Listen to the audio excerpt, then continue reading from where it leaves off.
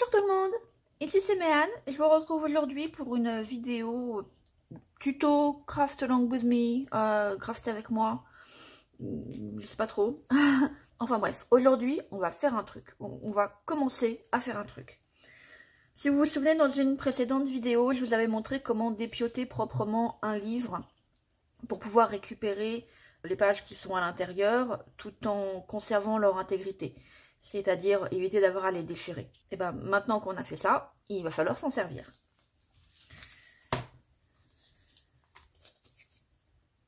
J'ai un petit peu passé en revue les différentes histoires qu'il y avait et les différents styles graphiques, puisque chaque histoire est illustrée par une personne différente. Enfin, c'est pas tout à fait vrai. Il y a 3 histoires qui sont illustrées par la même personne. Et pas de bol, c'est aussi le style graphique que j'aime le moins.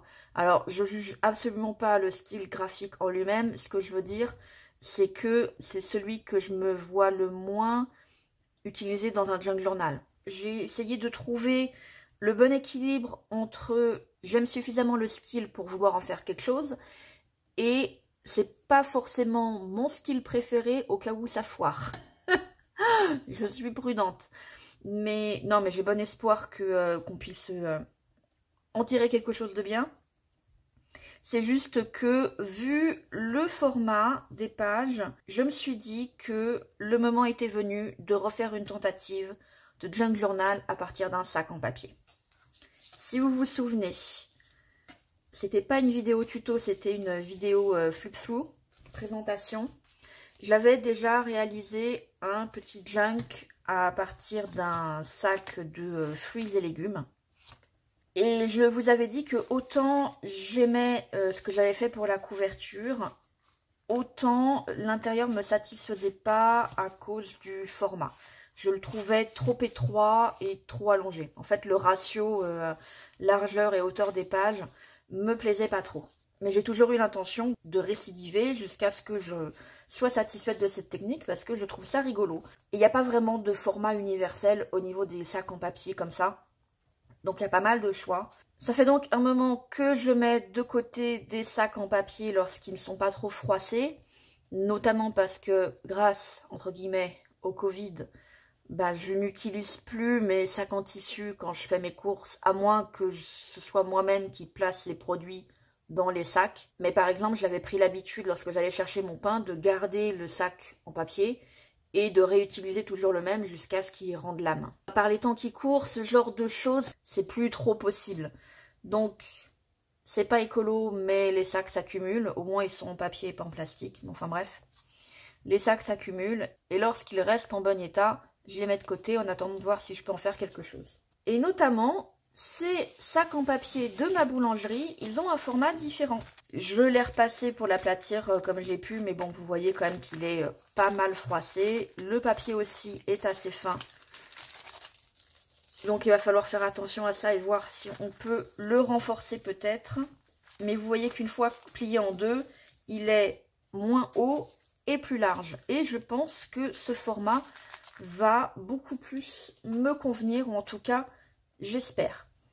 J'ai également sélectionné l'histoire de Cendrillon. Et vous voyez que les pages sont légèrement plus grandes, mais pas tant que ça. Donc ça veut dire que je ne vais pas avoir beaucoup à les raboter pour que ça tienne. Donc les deux ont l'air très compatibles l'un avec l'autre. Pour être tout à fait honnête avec vous, en vérité, j'ai déjà passé en revue les pages et je sais déjà, j'ai déjà fait ma petite sélection.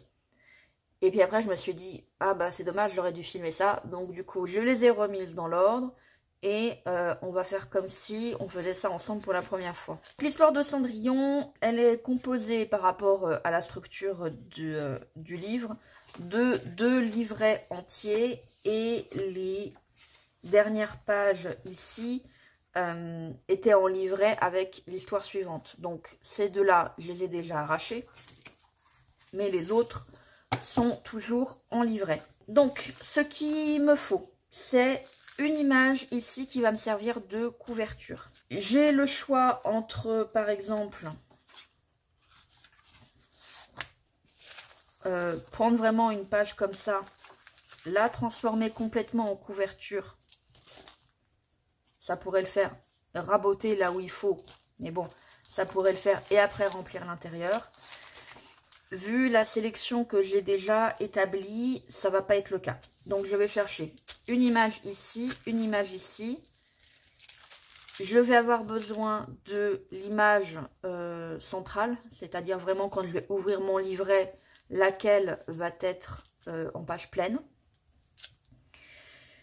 Je vais sélectionner des pages qui vont constituer mon livret et d'autres pages vont me servir à faire des embellissements. Et vu le nombre de pages dont je dispose, je vais devoir trouver autre chose pour l'intérieur parce que je n'aurai pas suffisamment de pages pour pouvoir aussi mettre une image ici et une image ici. Et là, pour l'instant, je ne sais pas encore exactement ce que je vais faire. Donc, on y réfléchira plus tard. Celle-ci me semble assez toute trouvée, pas pour faire la couverture elle-même, mais quand on ouvre le Junk Journal pour que ce soit la première page. Donc, je vais la garder dans son intégrité comme ça. Ensuite, je vais défaire mes livrets. Alors, vous allez voir que j'ai un peu triché aussi parce qu'il y en a une qui est déjà découpée. Mais je vais séparer mes livrets pour mieux me rendre compte chaque page double à quoi elle ressemble pour pouvoir vraiment faire ma sélection.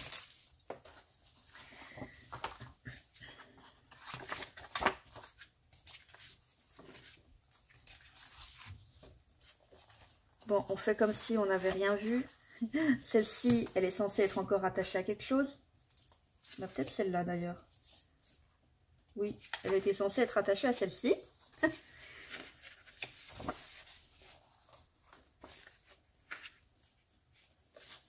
Hop, ces deux-là étaient censés être attachés ensemble aussi. Et voilà. Donc, sur les deux livrets entiers dont je disposais, les pages centrales, c'est-à-dire celles où à l'intérieur les numéros suivent, ce sont celle-ci et celle-ci. J'ai pas mal hésité parce que celle-ci est plus emblématique, on va dire, de l'histoire qu'on raconte. Celle-ci me plaît peut-être un peu moins, mais vous voyez, c'est une seule image. Donc après avoir hésité, même si cette image-là est peut-être un peu moins jolie, comme de toute façon, on va tout utiliser, je préfère garder celle-ci comme image centrale parce que j'aime vraiment le fait que quand vous tournez vos pages et que vous arrivez à la page centrale, vous avez vraiment un seul dessin continu. Donc celle-ci, on la met de côté et on sait que elle va être notre page centrale.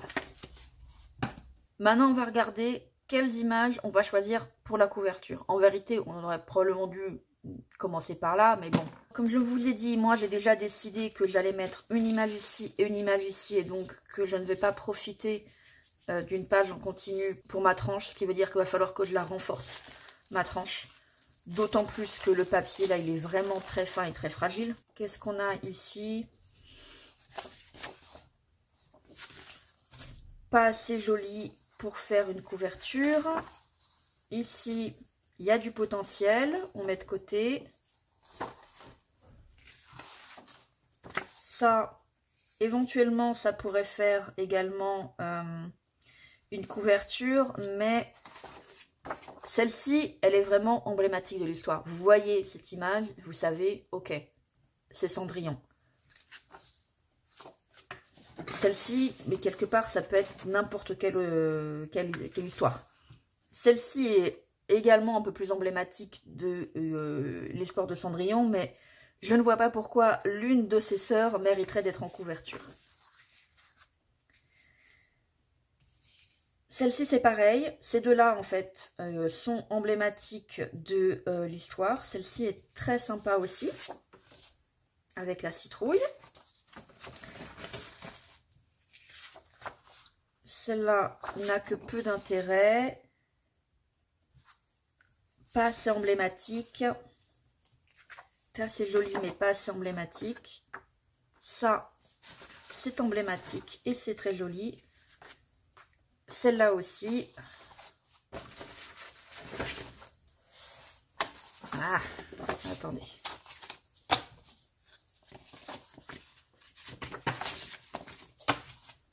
Hop, les candidats. Oyez, oyez. Non, on ne sait pas que c'est Cendrillon. Là, on ne sait pas que c'est Cendrillon. Et là non plus. Par contre, celle-ci est intéressante parce que elle est unie. Et c'est celle-là que j'ai sélectionnée pour mettre au dos de mon junk journal. Comme ça. Donc maintenant, vraiment, ma couverture, qu'est-ce qu'on a? On a de la citrouille. On a une robe avec un bout de citrouille. On a de la citrouille. Et on a un chausson de verre qu'on perd. Au tout début, je voulais sélectionner celle-ci pour avoir en couverture. Mais finalement, je trouve ça un peu vite parce que je ne vais pas avoir le titre Cendrillon pour aller avec. Donc du coup, je vais la garder pour faire un embellissement, celle-ci. Et c'est pour ça qu'elle est déjà déchirée. Ensuite, donc on a celle-ci. Alors, si je utilise celle-ci en couverture, ça veut dire que celle-ci ne sera plus visible. Et que celle-ci deviendra volante, elle ne sera plus attachée à celle-ci. C'est un peu dommage parce que je trouve que cette image-là est jolie. Celle-ci, bah, c'est un peu pareil. Du coup, cette image-là qui est emblématique également de l'histoire, elle ne sera plus attachée à quelque chose, c'est un peu dommage. Et puis en plus, si j'utilise ça comme couverture, celle-ci, bah, forcément sera collée. Donc je vais la perdre. C'est un peu dommage. Et enfin, celle-ci qui est déjà découpée, donc vous devez vous douter du résultat. Ce côté-là, il est également joli, mais je trouve que vraiment cette image est parfaite. On a la citrouille, on a la fée, on a Cendrillon. On sait immédiatement de quelle histoire il s'agit. Je trouve que ça fait une très bonne couverture. Et puisque ces deux pages-là étaient en compétition pour la couverture, c'est bien que ce sont les images les plus jolies. Donc, on va également les garder en intégrité pour l'intérieur d'une junk journal. Alors, dans quel ordre maintenant? On sait que celle-ci, c'est celle du milieu. On sait que celle-ci, c'est la première. Du coup, ça nous fait quoi? Forcément, après, l'histoire, elle ne sera pas dans l'ordre. Alors, est-ce qu'on la met comme ça? Ou est-ce qu'on la met comme ça? Parce qu'on fait ce qu'on veut.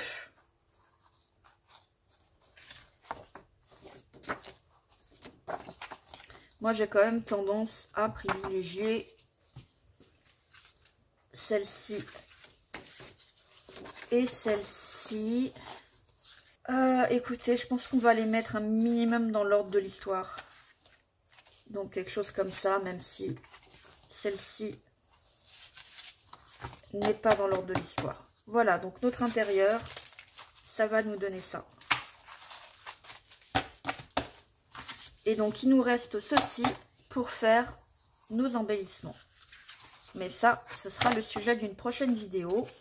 Le seul truc que je veux faire avant de vous quitter, c'est coller un petit peu mon sac. Donc, cette poche-là va rester ouverte. Par contre, vous voyez que ça s'ouvre vraiment très très grand, trop grand. Et une fois encore, j'arrête pas de le répéter, le papier est très fragile. Donc je vais coller le soufflet en fait pour pouvoir vraiment fermer la pochette. Bon, ce sera plus clair une fois que ça aura été collé.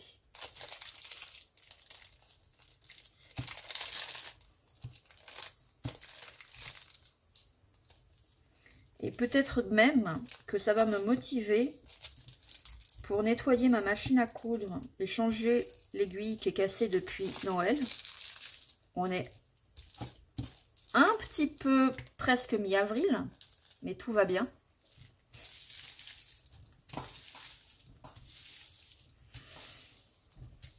Voilà, l'avantage c'est que bah, déjà ça renforce un petit peu le haut et le bas.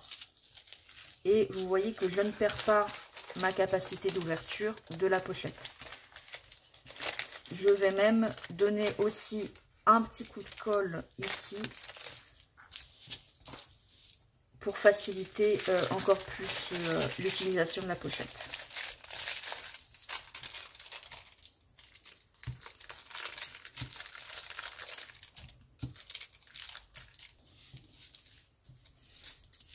Voilà, et donc je voudrais juste coller également ici.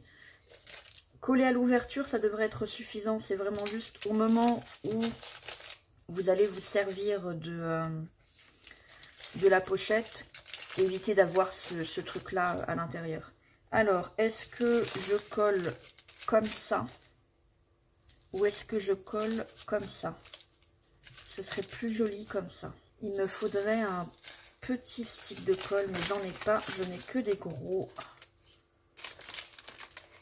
On va essayer de se débrouiller comme on peut. Reviens là.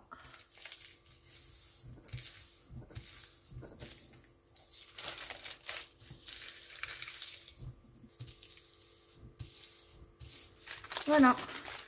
Hop. Donc maintenant, la pochette ressemble à ça. On peut glisser des choses à l'intérieur facilement. Écoutez, c'est tout pour aujourd'hui. Donc n'hésitez pas à prendre un sac en papier et un bouquin dont vous ne vous servez plus. Et essayez de faire ça avec moi. Je sais plus si je vous l'ai dit, que je suis moi-même une série de vidéos en ce moment par l'une de mes youtubeuses crafteuses préférées, Johnny Désiré. Mais voilà, si je l'avais pas dit, ben je rattrape le coup en fin de vidéo. Comme d'habitude, je vous mettrai le lien vers sa chaîne en description. C'est vraiment une chaîne que j'ai énormément de plaisir à suivre et que je vous recommande chaudement. Sur ce, je vous dis à bientôt dans une prochaine vidéo. Bye bye!